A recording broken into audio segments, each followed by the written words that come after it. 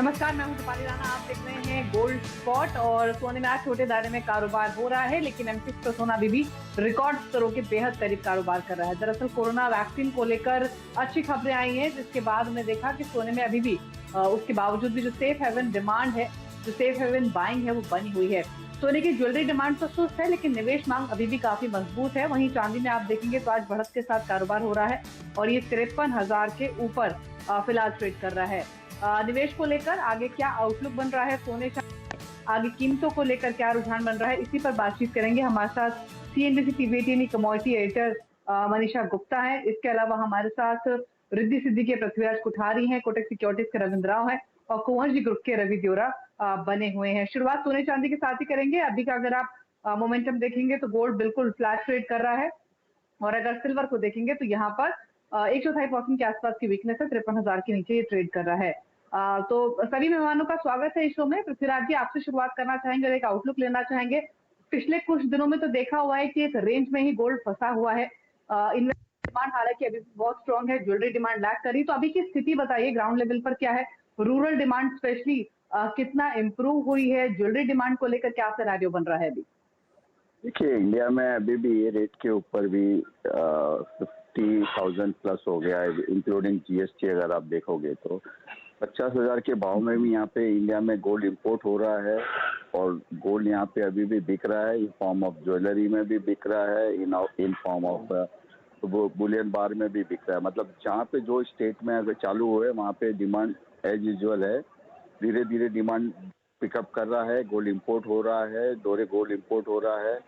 अगर आप देखोगे तो सॉवरेन गोल्ड बॉन्ड जो 6 जुलाई से 10 जुलाई तक का जो सॉवरेन गोल्ड बॉन्ड था गवर्नमेंट का, उसमें रिकॉर्ड हाई बाइंग हुई है। उसमें 2,000 करोड़ रुपए की गोल्ड सॉवरेन बॉन्ड में 5 टन गोल्ड बाय हुआ है। तो हायर प्राइसेस के ऊपर आप देखोगे तो गोल्ड में बाइंग हो गई है। ठीक है, थोड़ा बहुत स्लो लॉकडाउन होने की वजह से, पब्लिक ट्रांसपोर्ट नहीं होने की वजह से, थोड़ा बहुत बॉम्बे या मेजर सिटी के अंदर कारीगर नहीं होने की वजह से बहुत से इफेक्ट भी आ रहे हैं। बट धीरे धीरे अगर आप गोल्ड का मोमेंटम देखोगे तो गोल्ड में बाइंग चल रही है। लोगों को रिटर्न रिटर्न और अभी प्राइस ऊपर जाने की होप के हिसाब से और भी ज्यादा बाइंग हो रही है। अगर जैसे जैसे खुलते जाएगा वैसे वैसे डिमांड और बढ़ती जाएगी। ऑफ कोर्स खरीदारी यहाँ पर है कोठारी जी, जैसे आपने कहा, और गोल्ड बॉन्ड्स के जरिए और ईटीएफ के जरिए से यहाँ पर निवेशकों ने अच्छे खासे पैसे यहाँ पर डाले हैं। लेकिन जिस तरह की खबरें आ रही हैं कोठारी जी की सोने के जो डीलर्स हैं वो यहाँ पर फिलहाल प्रीमियम चार्ज कर रहे हैं अगर आपको सोना खरीदना हो, क्योंकि हमने क्लियरली देखा है कि इम्पोर्ट्स में यहाँ पर कमी आई है पिछले काफ़ी महीनों में। एक पॉजिटिव चीज़ लॉकडाउन की ये रही है कि स्मगलिंग या जो अनऑफिशियल सोना भारतीय बाजारों में आता था उसकी तादाद भी यहाँ पर काफ़ी कम हो गई है। लेकिन जो प्रीमियम की खबरें हैं इसे आप कैसे देखते हैं? क्योंकि पिछले महीने तो हम डिस्काउंट की बातें कर रहे थे, लेकिन पिछले हफ्ते से अब यहाँ पर प्रीमियम की कॉन्वर्सेशन भी आई है। देखिए, पहले जब ऐसा लग रहा था कि लोग बाग बेचने को आएंगे, लिक्विडिटी क्राइसिस की वजह बेचने को आएंगे, अगर लोग पैसे की जिनको जरूरत होगी बेचने आएंगे, शोरूम वाले बेचने आएंगे, मतलब बहुत सी तरह से थी कि भाई मेटल लोन है, उनके पेमेंट की इश्यू हो गए। पर जिस हिसाब से था वो हिसाब से पूरा उल्टा हो गया और लोग बाग इस भाव में भी लोग बाग, हमको डर लग रहा था कि ऑल टाइम हाई प्राइस पे लोग गोल्ड सोना बेचने को आएंगे, प्रॉफिट टेकिंग भी आएगी। पर इसका उल्टा पूरा विपरीत हो गया और लोग गोल्ड खरीदने आ गए प्राइस के ऊपर। और ट्रेंड है थोड़ा सेफ है, जो कोरोना के टाइम पे जो देखा पेंडेमिक में कि सेविंग्स कितनी इम्पोर्टेंस है और लोगों का झुकाव सेविंग्स की तरफ काफी ज्यादा हो गया है। जो लोगों की सोच पूरी चेंज हो गई है। 4 महीने के अंदर लोगों की पूरी सोच में काफी अंतर आ गया है। जो लोग अलग चीज में इन्वेस्ट करते थे, जो शौक मौज में करते थे या जो भी हो, अब उनको सेविंग्स की तरफ काफी ध्यान हो गया। और सेविंग्स में अगर आप देखोगे तो बैंक रिटर्न, इक्विटी, सब में थोड़ा बहुत रिस्क होता है। बैंक रिटर्न में कुछ आ नहीं रहा है, टैक्स काट के हाथ में कुछ भी नहीं आएगा। इट मीन गोल्ड का आप एप्रिसिएशन देखोगे तो उसके मुकाबले में गोल्ड का एप्रिसिएशन काफी ज्यादा है। तो उस हिसाब से गोल्ड में लोगों का जो एक थिंक प्रोसेस था वो पूरा चेंज हो गया और गोल्ड बाइंग करने लग गए। जैसे आपने देखा म्यूचुअल फंड, गोल्ड ईटीएफ में भी 3,500 करोड़ की बाइंग हुई है। जो चीज नहीं होनी थी वो हो रही है। जी हाँ। तो इस तरह से पूरा चेंज हो गया है। जो लोग गोल्ड को लाइक नहीं करते थे अब वो लाइक करने लग गए हैं। म्यूचुअल फंड है, बड़े बड़े हेज फंड है, सब लोग अभी गोल्ड में इन्वेस्ट कर रहे हैं। इवन न्यूज में भी दे रहे हैं कि 10-20% पोर्टफोलियो में गोल्ड होना चाहिए। पोर्टफोलियो में कॉन्स्टिट्यूशन है गोल्ड का इन्वेस्टर्स के, उसके रेशियो में काफी बढ़ोतरी हुई है। तो रिकॉर्ड स्तरों पर होने के बावजूद भी बाइंग हमने देखा, इन्वेस्टमेंट डिमांड गोल्ड में लगातार बनी हुई है। शुक्रिया आपका ये आउटलुक शेयर करने के लिए। रविंद्र राव भी हमारे साथ हैं, साथ ही रवि देवरा भी है। रविंद्र, आपका आउटलुक क्या रहेगा? फिलहाल तो एक रेंज में ही गोल्ड ट्रेड होता हुआ दिख रहा है, यहाँ से फर्दर ट्रिगर्स क्या देख रहे हैं, प्राइसेस को लेकर क्या आउटलुक है? वेल दीपाली, कुछ टाइम से हमने ये देखा है कि गोल्ड और इक्विटी मार्केट्स में थोड़ा सा एक पॉजिटिव कोरिलेशन है, क्योंकि जब भी इक्विटी मार्केट जैसे कि डाउ जोन्स में एक फॉल आता है तो हम गोल्ड में भी एक फॉल देख रहे हैं। इसका कारण मेजर यही है कि यूएस डॉलर इंडेक्स जो है उसे करंटली एक सेफ हेवन के तौर पे लिया जा रहा है, क्योंकि वायरस को लेके जो वायरस में जो और बढ़ोतरी हो रही है मेनली यूएस और दूसरे कंट्रीज में, आई थिंक उसको लेके लोग अभी भी एक फियर मोड में हैं और उसके चलते यूएस करेंसी में एक सेफ एंड बाइंग हो रही है। तो मेरे हिसाब से ये जो कोरिलेशन है ज़्यादा टाइम तो नहीं चलेगा। जैसे ही कोई मेजर डिसरप्शन आता है तो आई थिंक गोल्ड में हम फिर से एक बार एक पॉजिटिव मूव देखेंगे। बट अगर एक अच्छी बात यह है कि गोल्ड 1790 और 1800 के ऊपर सस्टेन कर रहा है। परसों के सेशन में भी 1791 का लो लगा के ये फिर से एक बार 1800 के ऊपर सस्टेन कर गया है। सो आई थिंक 1800 टू 1790 का भी एक बेस हो चुका है और ऊपर के लेवल पे I think 1825 1828 would be the trigger. अगर उसके ऊपर निकल जाता है तो फिर 1850 1870 तक आ सकता है कॉमिक्स पर। और अगर एमसीएक्स की बात करें तो एमसीएक्स में आई थिंक बहुत ही नैरो बैंड में चल रहा है ये सिंस लास्ट 1 वीक। तो मेरा जो ऊपर का ब्रेकआउट लेवल है वो अराउंड 49 350 400 का होगा। बायस अपसाइड ही है, बट जो वे से ये साइडवेज कंसोलिडेशन में चल रहा है, हो सकता है कि प्रॉफिट बुकिंग भी एक बार आए, लेकिन प्रॉफिट बुकिंग एस्केलेट हो सकता है only if it sustains below 48,600। तो मेरे हिसाब से जब तक वो होल्ड है तब तक हम गोल्ड में डिप्स में बाइंग ही कर सकते हैं। इसीलिए इंट्राडे पर्सपेक्टिव से मैंने बाइंग की ही सजेशन दी है।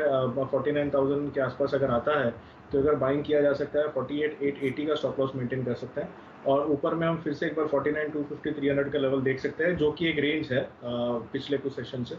आई थिंक 49,350 49,400 के ऊपर एक सॉलिड ब्रेकआउट आ सकता है। यानी कि जब तक 48,600 के लेवल्स यहाँ पर होल्ड करते हैं, सोने में खरीदारी जारी रखनी चाहिए। ऊपरी स्तर आपको फिर से यहाँ पर देखने को मिलेंगे, खरीदारी यहाँ पर कायम है। ये एक लोग बेच नहीं रहे हैं, खरीद रहे हैं। ये ऑफकोर्स एक बहुत बड़ा पॉजिटिव यहाँ पर सोने के लिए है। लेकिन बात अब यहाँ पर मेटल्स की करेंगे, क्योंकि यहाँ पर हल्की सी मुनाफा वसूली आज भी जारी है। कल की गिरावट के बाद कुछ प्रेशर यहाँ पर बनता हुआ जरूर नजर आया है। रवि, आप मेटल्स के पैक को कैसे देखते हैं? क्योंकि चाइना का जीडीपी डेटा तो यहाँ पर बेहतर आया स्ट्रीट के एक्सपेक्टेशन से, retail sales numbers of course कुछ गिरे, तो एक मिक्स्ड क्यूज हमने चाइना की तरफ से आते हुए देखे हैं। इन स्तरों पर जहां पर कुछ मुनाफा वसूली आज मेटल्स में है, क्या ये खरीदारी के मौके हैं? डेफिनेटली वहाँ पे थोड़ा ट्रेंड है, सिलेक्टिव है। हालांकि देखे तो जो चाइना के डेटा है वो भी मिक्स रहे। एंड अगर हम चाइना का कंपोजिट इंडेक्स देखें तो वहाँ पे लास्ट वीक में जब base metals all time high कर रहे थे तब शंघाई कंपोजिट अपने 10% हायर लेवल पे चल रहा था, क्योंकि लास्ट वीक में एक बड़ी रिकवरी चाइनीज मार्केट में चाइना के जो मेटल इंडेक्स में उसमें भी देखने को मिली। हालांकि ये 2 दिन में चाइना का जो इंडेक्स है, मेटल इंडेक्स दोनों काफी अच्छी तरह करेक्ट हुए। आज भी देखे तो वो भी 3% करेक्टिव मोड के साथ चल रहा है। तो जिस हिसाब से अगर जो रविंद्र ने बताया कि जो डॉलर इंडेक्स का डायरेक्ट कोरिलेशन बना है, वैसा भी शंघाई मार्केट का डायरेक्ट कोरिलेशन बेस मेटल्स के प्राइसेस के साथ आ रहा है। तो मेरे हिसाब से थोड़ा कॉशियसनेस है, बट ये प्रॉफिट बुकिंग ही गिनना चाहिए। पर्टिकुलर मुझे लग रहा है कि यहाँ से कोई डिप मिलता है कॉपर में एक अच्छी अपॉर्चुनिटी गिननी चाहिए। 490 के करीब जो मिलता है तो शॉर्ट टर्म के लिए वो बाया बनता है। आज के लिए थोड़ा यहाँ पे और 4 to 5 रुपीस की वीकनेस में एक्सपेक्ट कर रहा हूँ, बट 490 का सपोर्ट भी अच्छा है ट्रेंड लाइन का। और वैसे भी रिट्रेसमेंट देखे तो 33% का retracement level short term channel में भी आ रहा है। तो मेरे हिसाब से 490 के करीब अगर शॉर्ट टर्म ट्रेडर है तो वहां पे बाय करे। यहाँ से और 4 से 5 रुपए की गिरावट कॉपर में आ सकते हैं। हालांकि अगर शॉर्ट टर्म में बाय करना है तो मेरे हिसाब से जिंक एक काफी बढ़िया अपॉर्चुनिटी है। काफी हाई लेवल से नीचे आ चुका है, अभी अपने ऑल टाइम हाई से 25 to 30% डाउन है। तो मुझे लग रहा है कि वहां पे एक अपॉर्चुनिटी है।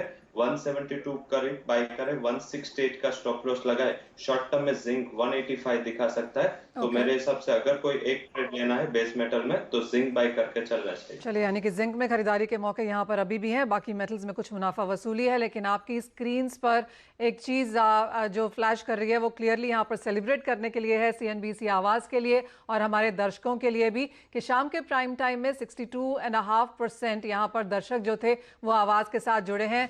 जो CNBC आवाज़ की व्यूअरशिप है, जो दर्शक हमें देखते हैं हफ्ते दर हफ्ते, एवरी थर्सडे हम आपसे यही सेलिब्रेट करते हैं, आपके साथ शेयर करते हैं कि कैसे CNBC आवाज़ की जो लीडरशिप है वो बरकरार है, उसका मुकाबला यहाँ पर नहीं है। बाजार के दौरान अपने कॉम्पिटिटर्स के अगेंस्ट हम 1.1 गुना यहाँ पर ज़्यादा रहे हैं।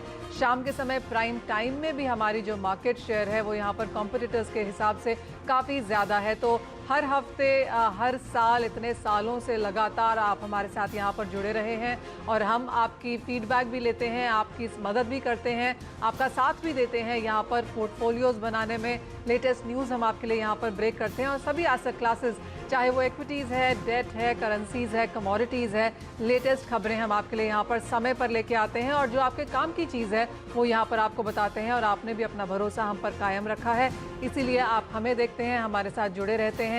और आपके लिए एक बार और रिपीट कर दें कि 1.1 गुना ज़्यादा यहाँ पर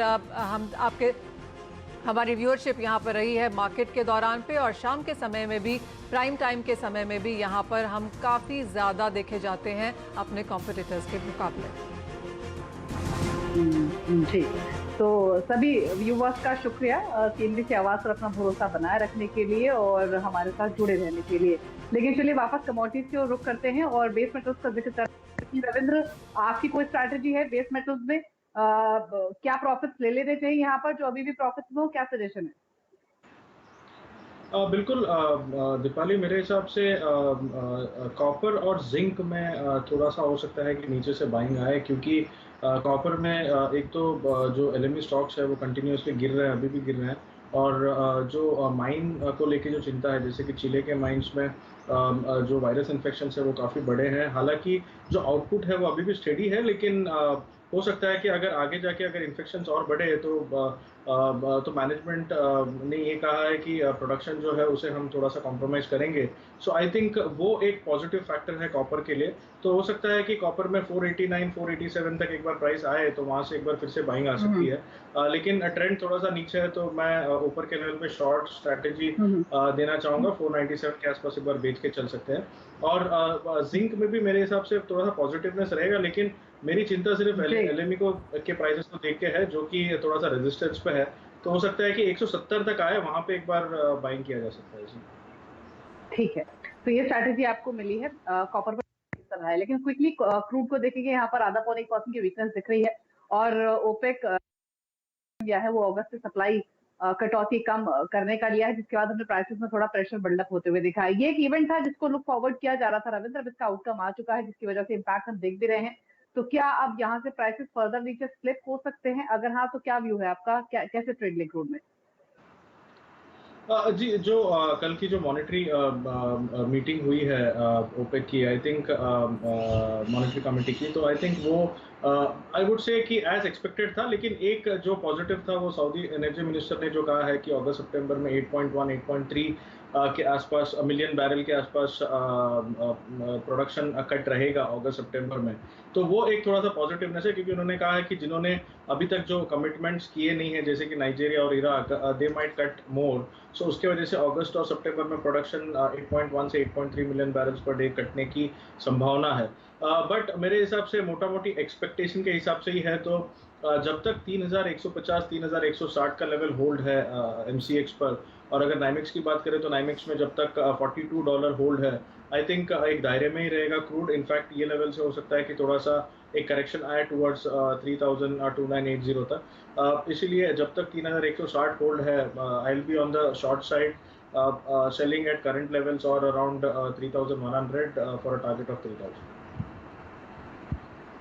स्ट्रैटेजी क्रूड पर आपको मिली है, जहां पर दबाव के साथ आज हो रहा है ट्रेड। चलिए, इसी के साथ एक ब्रेक का वक्त हो गया है। ब्रेक के बाद बात करेंगे एग्री कमोडिटीज की, स्पेशली फोकस रहेगा चीनी पर, जहां शाम खबर ये है कि सरकार ने जो MSP है उसे बढ़ाने का अप्रूवल दी है। इसी खबर पर चर्चा करेंगे इस मौके डीजे अविनाश शर्मा से एक ब्रेक के बाद।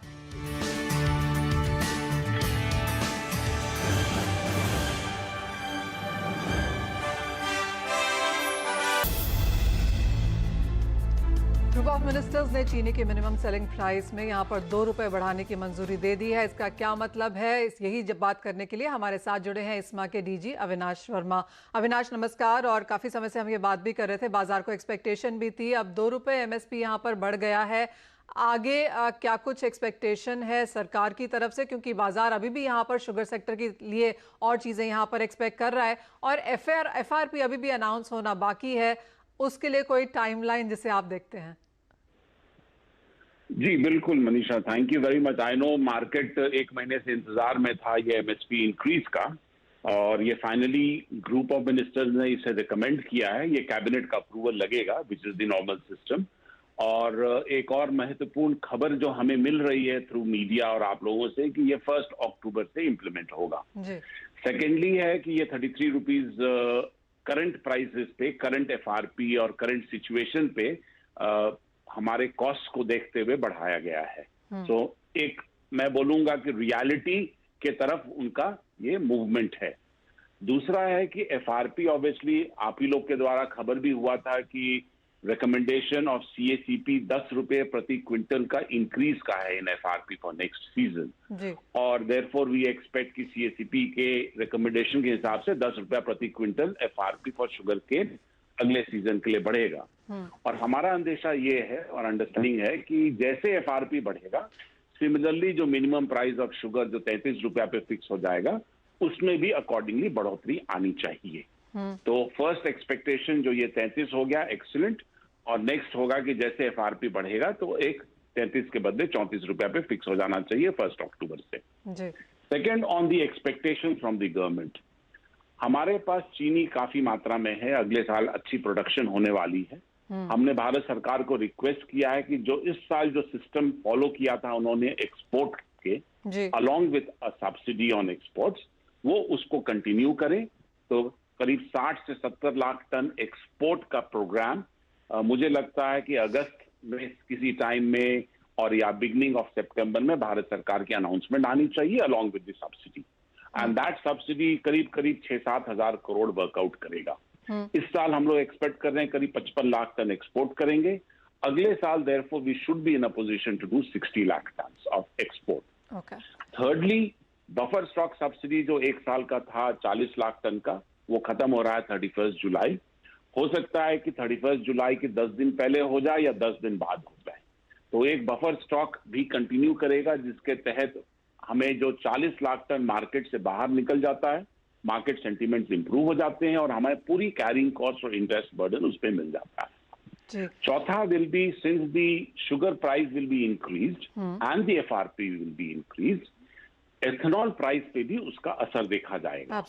अगर मेरा कैलकुलेशन है कि 1 रुपया increase in the sugar price generally tantamounts to almost about 1 रुपया 75 प्राइस इंक्रीज पर litre in the ethanol price. So therefore अगर 2 रुपया बढ़ता है इन शुगर प्राइस, तो उधर हम 3-3.5 रुपये का इंक्रीज देख सकते हैं एथेनॉल प्राइस। तो यानी कि काफी सारे अगले 2 महीने में ये 3-4 अनाउंसमेंट्स हम एक्सपेक्ट कर रहे हैं। अविनाश, समय की किल्लत है, लेकिन आपको 2 नंबर्स और आपसे जानना चाहूंगी। एक तो ये कि 2020-21 के लिए अब किस तरह की शुगर प्रोडक्शन की एक्सपेक्टेशन है, क्योंकि जो ज़ार्निकाउ की रिपोर्ट आई है उन्होंने 32.5 मिलियन टन की बात की है। एक तो ये, और दूसरा अगेन इकरा की रिपोर्ट कहती है कि out of home consumption Bharat में अभी भी 57-60% के नेगेटिव पे चल रही है।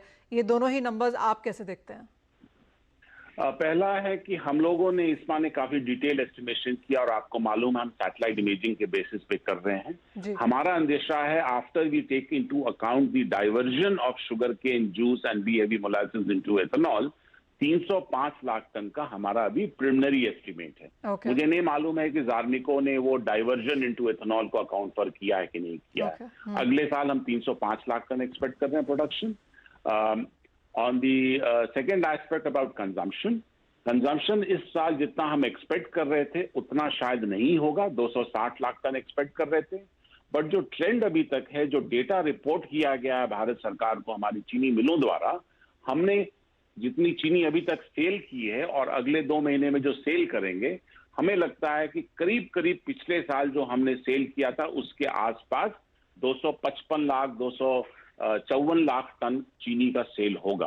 इसीलिए as compared to the expectation 5 lakh ton से ज्यादा चीनी का गिरावट नहीं दिख रहा है हमें डिमांड में। चलिए, तो वो नंबर्स यहाँ पर है। अविनाश, बहुत शुक्रिया हमारे साथ जुड़ने के लिए, वो पूरी डिटेल में चीनी सेक्टर हमें समझाने के लिए। लेकिन इसी के साथ इस शो में इतना ही समय है। अपने सभी एक्सपर्ट से इजाज़त लेना चाहेंगे, आप मुझे भी दीजिए इजाज़त, लेकिन आप देखते रहिए CNBC आवाज़।